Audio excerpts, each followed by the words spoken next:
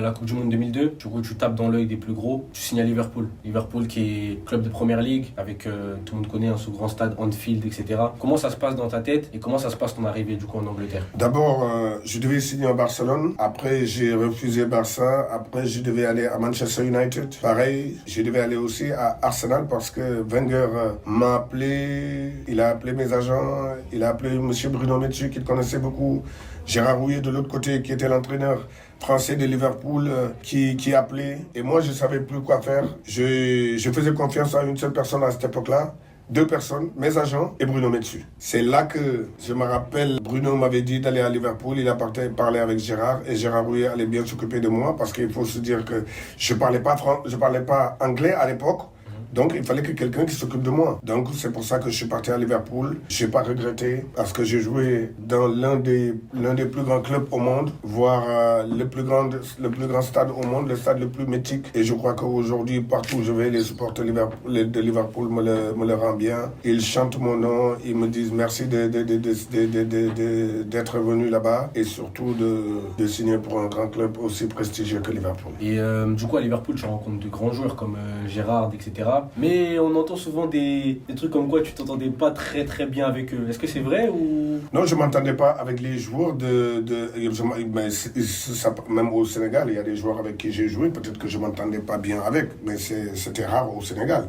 Mais je dirais que à Liverpool, vous savez, c'est ce que j'ai dit à la nouvelle génération. Tout le monde veut jouer dans des grands clubs. Mais dans les grands clubs, c'est comme on le dit, c'est des big fish, c'est des gros poissons. Nous tous, on était des gros poissons. N'oublions pas que je suis ballon d'or quand même. Je suis double ballon d'or, je signe à Liverpool. Et à cette Coupe du Monde-là, j'étais 100 fois plus coté que Steven Gerrard et ou les joueurs qui étaient là-bas, sauf Michael Owen qui était ballon d'or européen à l'époque. Donc je viens à Liverpool, jouer dans un grand club, c'est un caractère. Et il fallait que je me fasse ma place. Et qu'eux, ils ne voulaient pas m'accepter. Et je me suis battu dans tous les sens, quand je dis battu, comme il le faut, pour me faire respecter dans ces vestiaires. Et c'est chose faite. Et je suis resté dans les vestiaires et je ne m'entendais pas du tout. Et jusqu'à présent, je ne m'entends pas avec Steven Gerrard. Mais ça n'empêche pas que c'est un grand joueur. Il y avait des grands joueurs comme Lynn Manen, Marcus Babbel, Stéphane Henshaw. Un des très grands joueurs. L'un des plus talentueux joueurs français, Djomet, il était là-bas. Il n'a pas fait beaucoup de matchs. Il est resté au moins 4 ans ou 5 ans. Donc pour vous dire que c'est un caractère.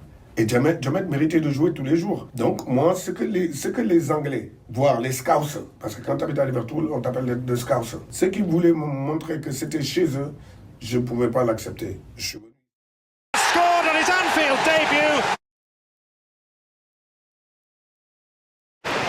Throw by Xavier. Heskey.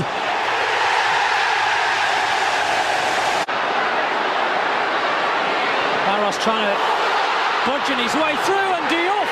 Oh.